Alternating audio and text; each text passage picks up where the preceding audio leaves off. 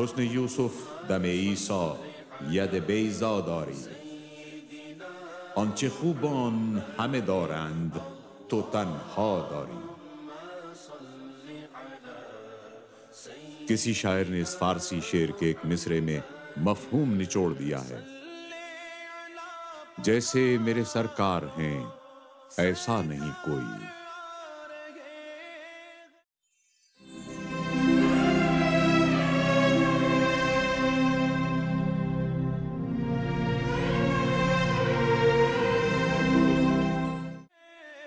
بنی اسرائیل میں جتنے بھی انبیاء آئے وہ تمام حضرت اسحاق بن ابراہیم علیہ السلام کی اولاد میں سے تھے.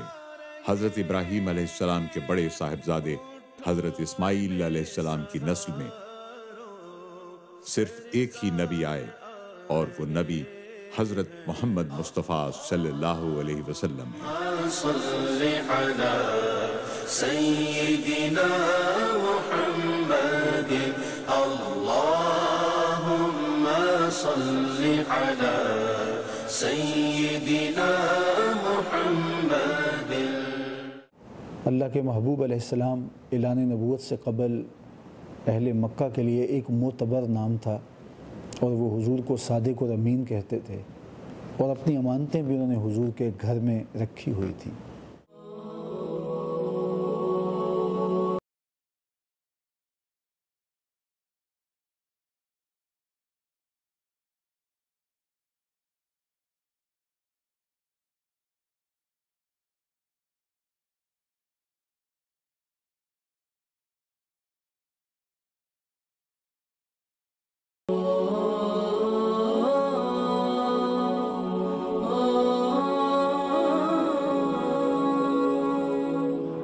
نبی پاک صلی اللہ علیہ وآلہ وسلم کی عمر جب 33 سال ہوئی تو آپ کو اچانک کوئی چمک، کوئی روشنی دکھائی دیا کرتی تھی.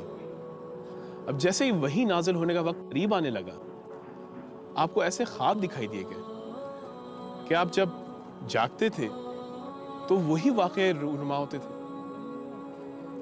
آپ پھر تنہا رہنا شروع ہو گئے اور پانی اور ستو لے کر جبل النور یعنی کہ اس مقام پہ آیا کرتے تھے. کون سا وہ مقدس مقام تھا جہاں آپ بیٹھا کرتے تھے، جہاں آپ کا قیام ہوتا تھا؟ آئے وہ آپ کو مقام دکھاتے ہیں.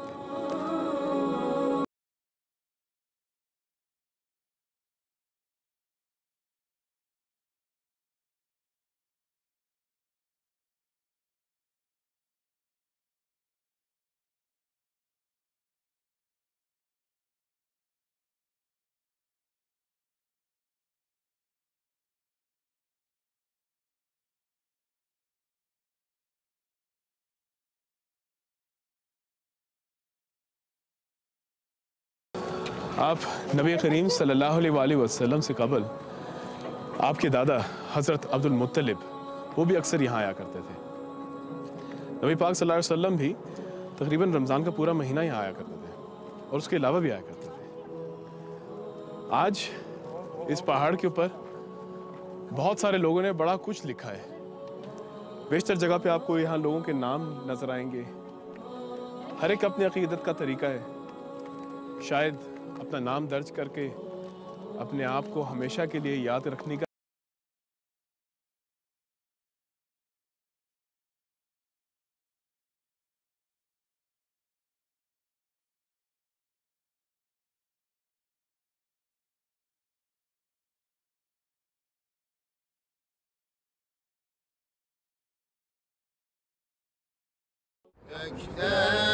قرآن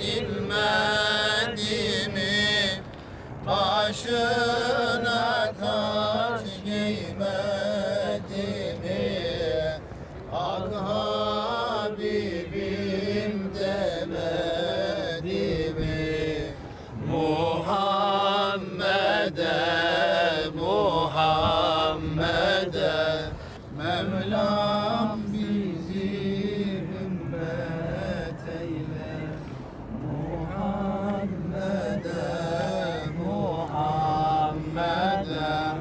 Mevlam bizi ümmet eyle.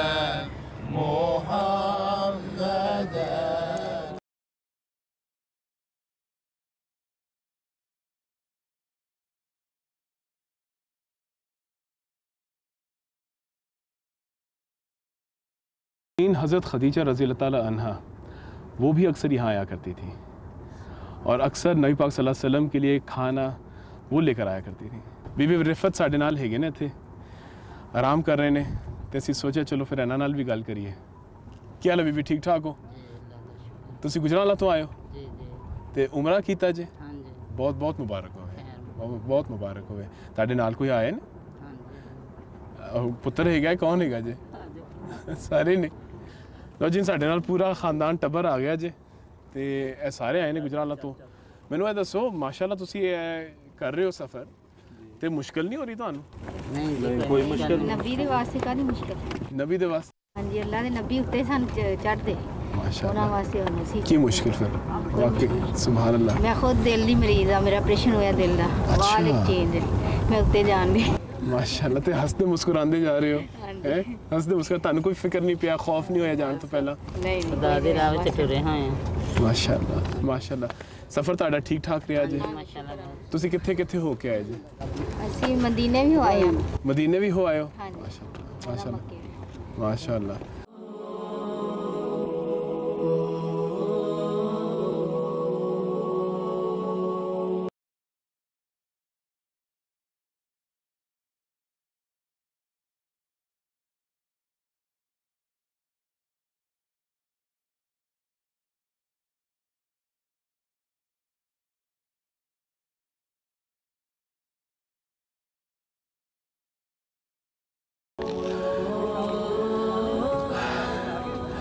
یہاں بھی آپ کو نظر آ رہا ہوگا ہر عمر کے, ہر طرح کے لوگ یہ مشقت کر رہے ہیں. مجھے ایسا بندہ جو اپنے آپ کو بہت جوان, مرد اور ہیلدی, صحت مند سمجھتا ہے, اس کو اگر اتنا سانس چڑھ سکتا ہے اور یہ حال ہو سکتا ہے تو آپ خود تصور کریں کہ باقی لوگوں کے لیے کیا کیا مشکلیں ہوں گی. تو کوئی تو جذبہ ہے جو کہ اپنی مشکلوں سے بھی آگے لے کے جاتا ہے, جہاد آسان بناتا ہے.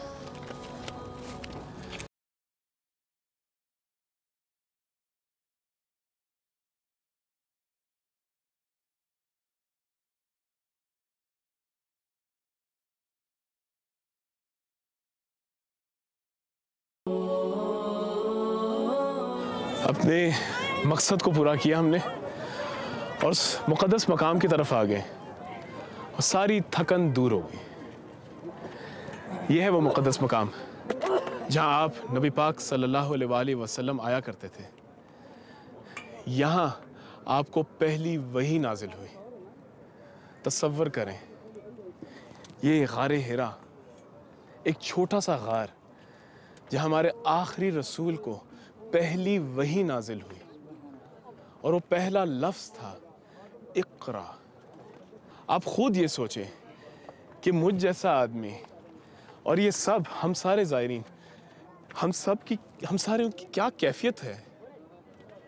تو نبی پاک صلی اللہ علیہ وسلم کے سامنے جب حضرت جبرائیل علیہ السلام آتے ہیں اور کہتے ہیں اقرا, لیکن وہ لفظ خالی پڑھنا نہیں ہے, اس سے کئی گنا زیادہ ہے.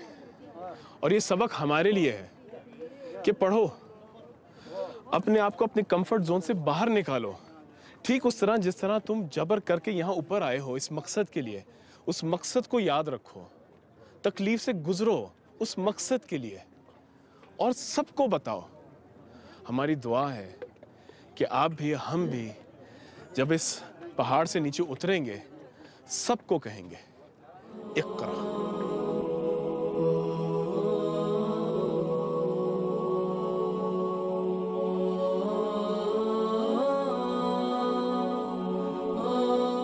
جب نبی کریم صلی اللہ علیہ وسلم کی عمر مبارک 40 سال ہوئی, 9 ربیع الاول سن 41 میلادی تھا. عیسوی کیلنڈر کے مطابق 12 فروری 610 عیسوی اور پیر کا دن تھا. نبی کریم صلی اللہ علیہ وسلم حرا میں قیام پذیر تھے جب حضرت جبرائیل علیہ السلام آپ کی خدمت میں حاضر ہوئے اور وحی نازل ہوئی.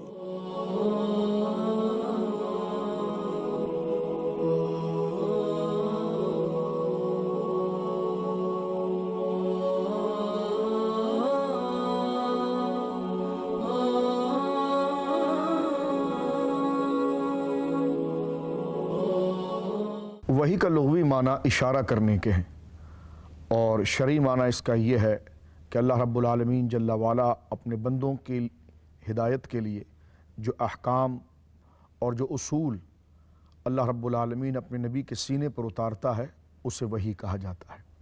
نبی پاک صلی اللہ علیہ وسلم کی عمر شریف 40 سال ہونے میں 6 مہینے باقی رہ گئے، اور آپ کے دل میں جب تنہائی اور خاموشی کا عنصر جب غالب آنے لگا تو نبی پاک صلی اللہ علیہ وسلم اپنے گھر سے نکل کر جبل نور یعنی غار حرا کی طرف بڑھنا شروع ہوئے۔ سرکار علیہ السلام تھوڑا سے پانی اور کچھ ستو اور کچھ کھجور لے کر غار حرا میں تشریف لے جاتے، اور وہاں پر ایک کافی وقت گزار کر پھر دوبارہ لوٹ کر آتے۔ ام المومنین حضرت خدیجۃ الکبریٰ رضی اللہ تعالی عنہا جو آپ کی زوجہ ہیں، وہ بھی اکثر حضور علیہ السلام کے لیے کھانے پینے کی چیزیں لے کر جاتی، اور ایک وقت پھر آ گیا کہ جس میں اللہ کی جانب سے باقاعدہ طور پر فرشتے کا نزول ہوا، اور حضرت جبریل امین نبی پاک صلی اللہ علیہ وسلم کے قلب منیر پر سورہ علق کی 5 آیتوں کو لے کر نازل ہوئے۔ اپنے رب کے نام سے پڑھیے جس نے سب کو پیدا کیا، انسان کو جمے ہوئے خون سے بنایا۔ آپ پڑھیں، آپ کا رب ہی سب سے زیادہ کریم ہے، جس نے قلم سے لکھنا سکھایا، انسان کو سکھایا جو وہ نہ جانتا تھا۔ اِنَّ سَنُلْقِي عَلَيْكَ قَوْلًا ثَقِيلًا، اے نبی محترم ہم آپ پر بہت بھاری بھرکم کلام اتارنے والے ہیں۔ اور ایک جگہ پر قرآن مجید میں ارشاد ہوا کہ اگر ہم اس قرآن کو پہاڑ پر اتارتے تو اس وحی کا روب اور ثقل اور وزن اتنا ہے، اس پیغام کی ہیبت اتنی ہے کہ پہاڑ جیسا مصمم بدن اس کو برداشت نہ کر پاتا اور وہ ریزہ ریزہ ہو جاتا۔ اللہ کا یہ مقوی اور اللہ کا یہ مضبوط اور اللہ کا یہ ثقیل کلام جب نبی پاک صلی اللہ علیہ وسلم کے سینے مبارکہ پر آیا تو حدیث پاک میں آتا ہے کہ آپ کے بدن مبارک پر ظاہراً کپ کپی طاری ہوئی، اور پیشانی مبارک پر پسینے کے آثار ظاہر ہوئے، اور یہ بھی نبی پاک صلی اللہ علیہ وسلم کا معجزہ ہی تھا کہ جو کلام پہاڑ پر اترے اور پہاڑ ریزہ ریزہ ہو جائے۔ بدن مصطفیٰ کریم صلی اللہ علیہ وسلم کو اللہ نے یہ کرامت اور عزت عطا فرمائی کہ آپ کا بدن ایک ایک حرف کو برداشت کر رہا ہے۔ پہلی وحی کے نزول کے بعد نبی پاک صلی اللہ علیہ وسلم اپنے گھر تشریف لاتے ہیں اور اپنی رفیقہ حیات ہماری ماں ام المومنین سیدہ خدیجۃ الکبریٰ رضی اللہ تعالیٰ عنہا سے کہتے ہیں، زملونی زملونی، مجھ پر کپڑا ڈالو، مجھ پر کمبل ڈالو، مجھ پر چادر ڈالو۔ سیدہ نے آپ کے اوپر کمبل ڈالا اور سرکار دو عالم صلی اللہ علیہ وسلم کی اس کیفیت کو دیکھ کر آپ کو تسلی دی، اور تسلی دیتے ہوئے ارشاد فرمایا کہ واللہ ما یحزیک اللہ ابدا، آپ گھبرائیں نہیں، اللہ رب العالمین آپ کو ضائع نہیں فرمائے گا۔ انک لتصل الرحمہ، آپ رشتوں کو جوڑنے والے ہیں۔ وتحمل الکلہ، آپ جو مختصر لوگ ہیں ان کا بوجھ اٹھانے والے ہیں۔ وتعین علی نوائب الحق، اور حق کی سربلندی کے لیے اور حق کو ظاہر کرنے کے لیے اگر ایک قوم پوری کی پوری مخالفت پر کھڑی ہو اور ایک بندہ حق پر کھڑا ہوا ہو تو آپ کثرت کو نہیں دیکھتے، نظریے کی صداقت دیکھتے ہوئے اس بندے کا ساتھ دیتے ہیں، اور جس کے اندر اللہ رب العالمین نے یہ صفات رکھی اللہ اس کو ضائع نہیں فرمائے گا بلکہ اس کے ذریعے ہی اپنے ہدایت کے پیغام کو آگے بڑھائے گا۔ ازل سے ہم دیکھتے آئے ہیں انبیاء کرام جس قوم کے لیے آئے، جس وقت میں بھی آئے، ایک چیز مشترک تھی، دعوت حق کی مخالفت۔